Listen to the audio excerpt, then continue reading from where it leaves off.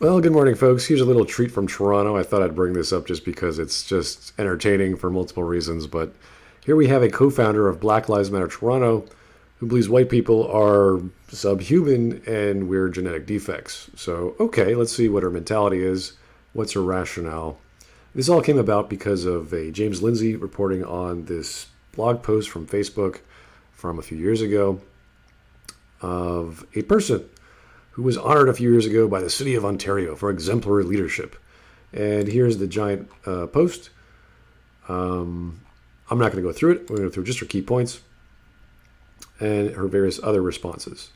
So, whiteness is not humanness, which is interesting. And human is spelt with an X, where the A should be. In fact, white skin is subhuman. So this is a fact, guys. If you're white skinned, you're subhuman. That's just the fact. It's how it goes. You're born, you're subhuman. That's how it works. White people are recessive genetic defects. This is factual. All right. I could see white skin tone being a recessive gene. I wouldn't say it's defective, though, because if you look at the skin tones throughout the people of the planet, really, you have really dark skin, you have really white skin, and you have a range of colors in between.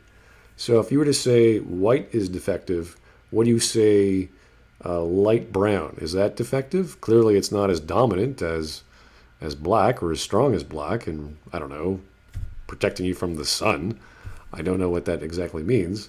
But apparently, white people as a whole are recessive genetic defects. So she's not even referring to the white skin of the white people, just white people. So white people need white supremacy as a mechanism to protect their survival as a people because all they can do is produce themselves. So this is fascinating. So people who have a certain skin tone need to have a skin tone supremacy, so white, to protect their survival somehow, because all they can do is procreate. And I'm trying to wrap my brain around that. So white supremacy is more than just number via being born. That's more than, I'm assuming it's more than just that. There's culture, there's society, there's hierarchies, there's all sorts of other stuff. So apparently we need this, or white people need this in order to protect themselves, because all we can do is make more of ourselves, I guess. I mean, if you just keep making more, you can't protect yourselves without this dominant social infrastructure of supremacy. I don't know what that means. Black people, simply through their dominant genes, can literally wipe out the white race if we had the power to. Now, this is a little interesting because if you're talking about superior genetics or the superior flavor of human, and you could argue, well, eventually, if you have dominant genes, yeah, they will eventually dominate the recessive genes. But that's only in terms of producing an actual dominant child, not the heterozygous or rather the homozygous zygote you're looking for, because there is heterozygosity, if you want to call it that. So you will get the recessive, and you will get the heterozygous. So you will get a mix. So I don't know if that's even genetically possible. Now, you could take this as a rather violent turn and go, well, this is really all about black people wiping out other races. So not necessarily through genetics or through procreation. We just mean in general. They're just going to wipe white people out. It's like, whoa, a race war? Holy shit. That's a little violent there. Khogali says that white people have a higher concentration of enzyme inhibitors. All right, that could be true. We have to look at enzymes as a whole. Are we talking about enzymes produced in the stomach? Are we talking about in individual cells throughout tissues of the body? Which organs? Which ones are you talking about? I don't know. Maybe that's true. I'd have to look at the numbers to see what enzymes are specific to what race and in what quantity. I'd have to look that up. Which suppresses melanin production, adding that melanin is important for a number of things such as strong bones, intelligence, vision, and hearing. Again, I'd have to look that up. I don't know. Maybe she's true. Maybe she's got the right facts. I'd have to do some research saying that if you are of a certain African descent, you will have stronger bones than the average human. You'd be more intelligent. You'd have better vision. and you'd have better hearing. Like, this would have to be researched. I don't know. If you make these statements, you kind of need some science to back that up. I don't think it's true, but hey, she's making these claims.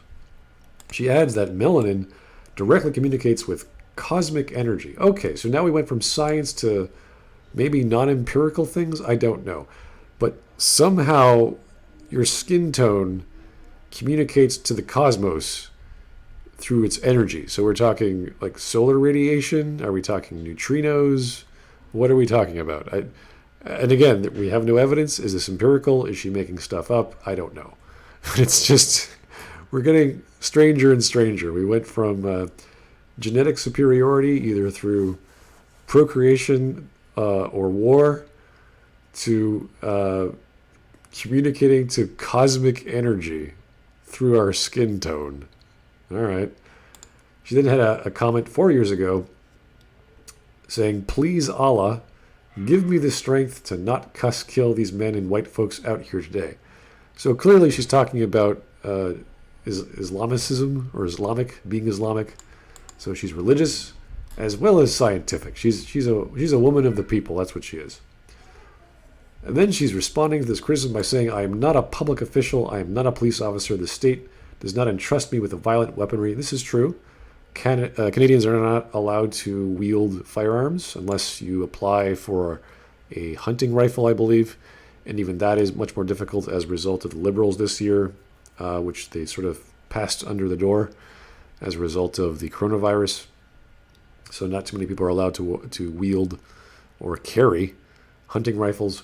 I have never contributed to the mass targeting of community, aside from the entire white race, apparently. So I don't know if the white race is a community, but you certainly have talked about them. All I have done is use a turn of phrase, a rhetorical flourish, to voice my frustration and dare to be a person calling for justice. So we don't know what justice she wants. And she's pretty much saying, hey, I'm a sophist, I'm a poet, I'm just speaking in turn, I'm just saying something poetically. Don't mind me. I just want justice. We don't know what justice for who. I guess her race. I don't know. It's interesting. But, of course, all our comments were removed years ago. So always fun to bring out where the racists are in Toronto and who the big names are, what aisle they're on and what they're asking for, what their mindset is. I haven't met too many Black Lives Matter people, so I don't know if this is a shared opinion or philosophy.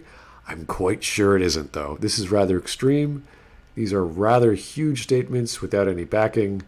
And this is the face of Black Lives Matter in Toronto, folks. This is what we got, at least what I've got in my city. So, fun people, huh? Great folks. Thanks for listening. Hope you're having a good day.